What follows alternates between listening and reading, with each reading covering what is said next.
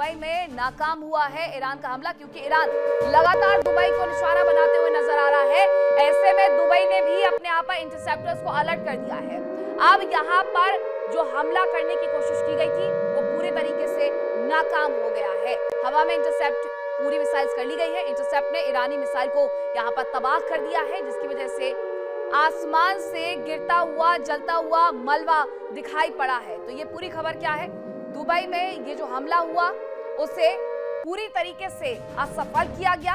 Interceptors ने अपना काम किया, जो ड्रोन और मिसाइलें भेजी जा रही थी उसे तबाह कर दिया गया है, ये जानकारी मिल रही है। दुबई में हर तरफ हाहाकार मचा हुआ है और उसकी वजह है ईरान, जो कि बार बार उनकी तरफ हमले करता है। और उसके बाद ये देखिए जरा ईरान किस तरीके से ये बार बार यहाँ पर अटैक करता है और इसके अटैक की वजह से यहाँ स्थिति बद से बदतर हो जाती है।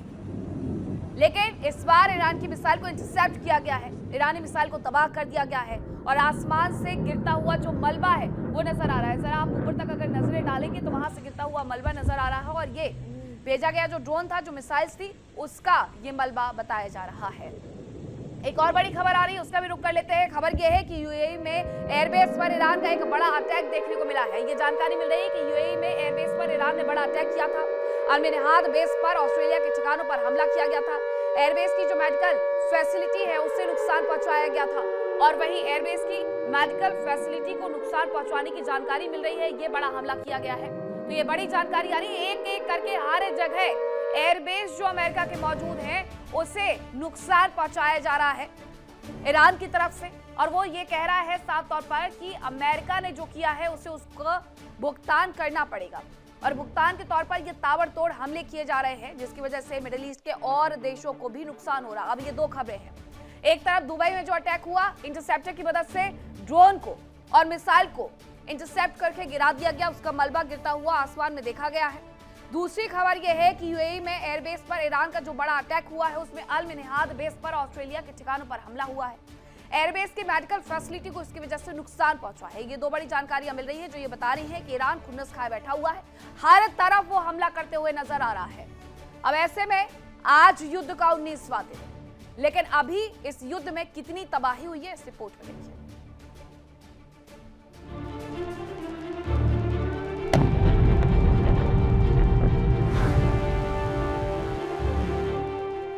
अमेरिका और इजरायल ने 28 फरवरी को ईरान पर हमलों की शुरुआत की।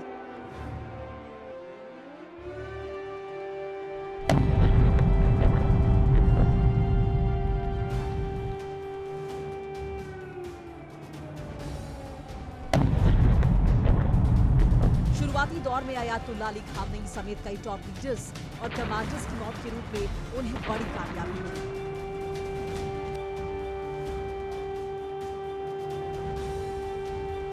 अमेरिका और इजरायल ने ईरान के कई मिसाइल लॉन्चर्स, सैन्य हेडक्वार्टर्स और यहां तक कि न्यूक्लियर प्लांट्स पर भी हमले किए। लेकिन ईरान घायल शेर की तरह उठ खड़ा हुआ। उसकी मिसाइल्स और ड्रोन ने ऐसी दहाड़ लगाई कि दुनिया कांप उठी। अरब देशों में मौजूद अमेरिका के सैन्य बेस के साथ ही दूसरे अहम ठिकानों तक भारी तबाही हुई।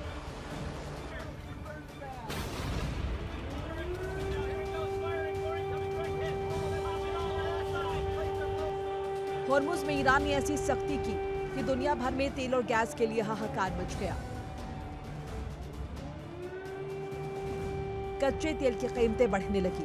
परेशान ट्रंप को दुनिया से रूस से तेल खरीदने की अपील करनी पड़ी। साथ ही उन्होंने दुनिया भर के देशों से मदद मांगी, लेकिन उनकी बात किसी ने नहीं सुनी और अब ट्रंप का गुस्सा नेटो देशों पर फूट रहा है।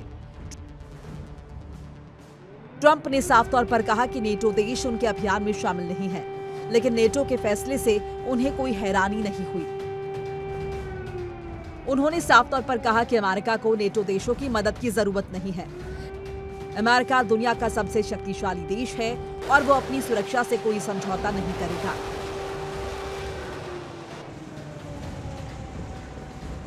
नेटो में अमेरिका के सहयोगी ब्रिटेन के बाद फ्रांस और कनाडा ने भी ईरान के खिलाफ जंग में अमेरिका का साथ नहीं देने का फैसला किया है।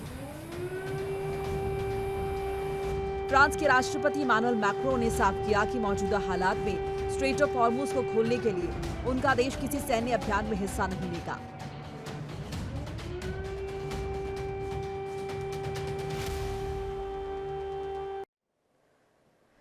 ऑफ हॉर्मुज को लेकर के हर तरफ अब अमेरिका मदद मांगते हुए नजर आ रहा है। वो हर देश के पास जाकर के ये गिड़गिड़ा रहा है, उसमें ब्रिटेन हो या फिर फ्रांस हो या फिर जापान हो, क्या आप आगे आइए और हॉर्मुज स्ट्रेट को खोलने में हमारी मदद करिए। लेकिन हर देश की तरफ से साफ तौर पर इनकार कर दिया गया। हर देश की तरफ से कहा गया है कि हम ऐसा नहीं करने वाले हैं, क्योंकि ये ईरान कह रहा है कि वो अमेरिका और इजराइल के अलावा हर देश के तेल टैंकर को गुजरने देगा। तो ऐसे में बाकी देश क्यों उतरेंगे आखिरकार इस युद्ध में?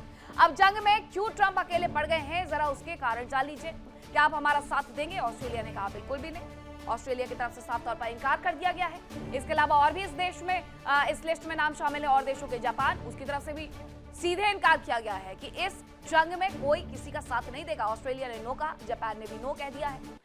सोचकर बताएंगे। साउथ कोरिया की तरफ से ये कहा गया है क्योंकि साउथ कोरिया को एक अच्छी खासी मदद मिलती है अमेरिका की तरफ से, हालांकि जापान को भी मिलती है, लेकिन साउथ कोरिया ने थोड़ा सा यहाँ पर ट्रिकी रखा अपना आंसर। उसने कहा है कि सोचकर बताएंगे।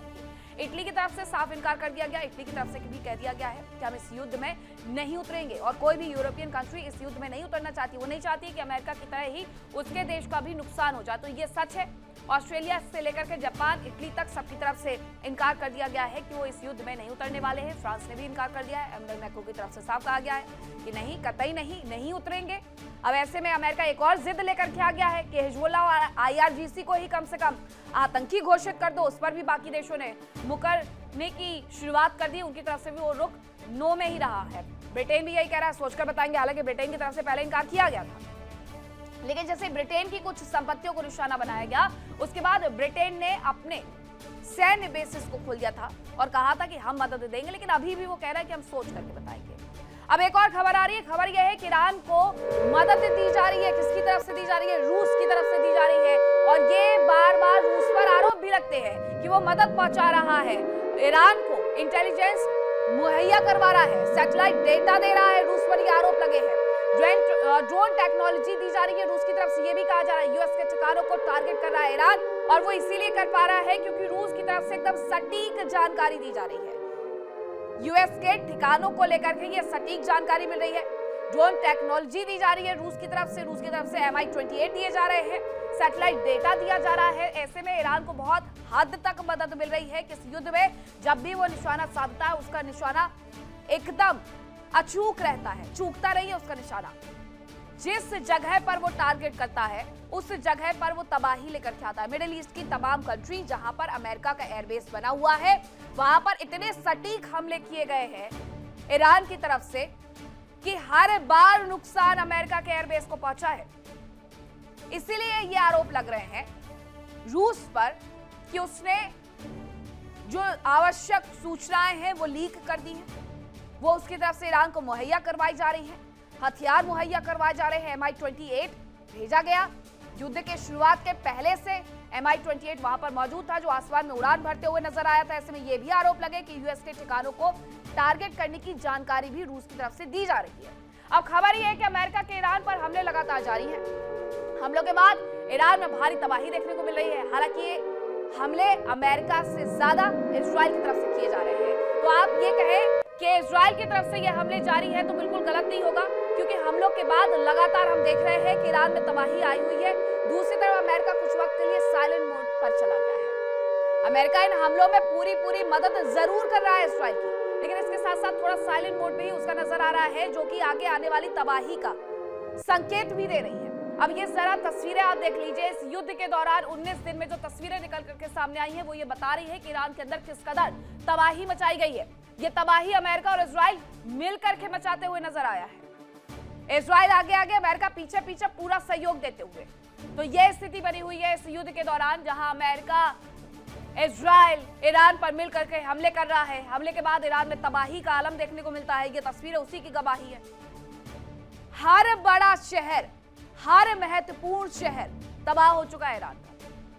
तेहरान यानी कि ईरान की राजधानी, इसके अलावा बुशहर, इस्फहान, हर शहर नष्ट हो गया है। हर बार इस तरीके से हमले किए जाते हैं कि वहां पर रिहायशी बिल्डिंग अब खंडर में तब्दील हो गई है। लोग अपने घरों को छोड़ करके जाने के लिए मजबूर हो गए हैं, या फिर जो नहीं गए वो अब नहीं रहे वाली स्थिति में आ गए हैं। ईरान में मौतों का आंकड़ा भी इसी तरीके से बढ़ते जा रहा है, लेकिन इन सब के बावजूद ये युद्ध नहीं रुकने वाला है, और यही बार बार अमेरिका की तरफ से, इजराइल की तरफ से कहा जा रहा है।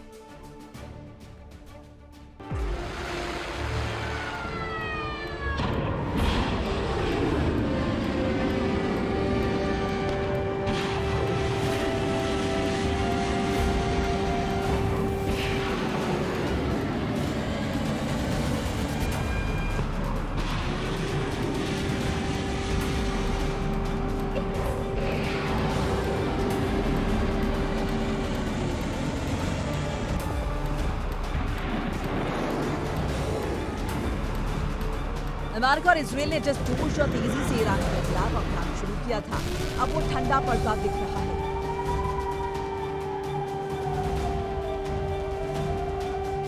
ट्रंप घिरते जा रहे हैं। समंदर में ईरान के हमलों से ऐसा बवंडर उठा कि ट्रंप को निकलने का रास्ता नहीं मिल रहा। अमेरिका के नेशनल काउंटर टेररिज्म सेंटर के प्रमुख जोसेफ केंट ने पद से इस्तीफा दे दिया। उन्होंने कहा कि अमेरिका को ईरान से कोई बड़ा खतरा नहीं था। उन्होंने ट्रंप प्रशासन के फैसले पर सवाल उठाए और जंग का विरोध किया। जोसेफ केंट ट्रंप सरकार के पहले और सबसे बड़े अधिकारी हैं। उन्होंने इस युद्ध के विरोध में पद छोड़ा है। जोसेफ केंट ने सोशल मीडिया पर अपना इस्तीफा पोस्ट किया। उन्होंने लिखा कि वो युद्ध का समर्थन नहीं कर सकते। ईरान से अमेरिका को कोई खतरा नहीं था। केंट के मुताबिक ये जंग इजराइल और उसके प्रभावशाली लॉबी के दबाव में शुरू की गई। हालांकि ट्रंप ने दावा किया कि केंट सुरक्षा के मामले में कमजोर थे, लिहाजा उन्हें खुशी है कि अब केंट पद पर नहीं है।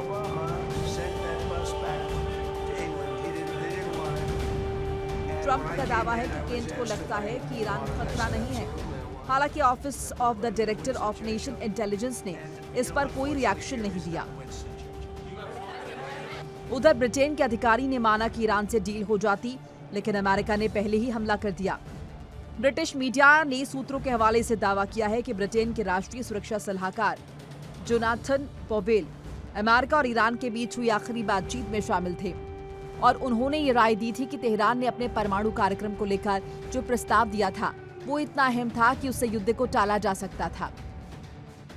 सूत्रों के मुताबिक पॉवेल का मानना था कि जेनेवा में बातचीत में कुछ प्रगति हुई है और ईरान की ओर से रखा गया समझौता हैरान करने वाला था।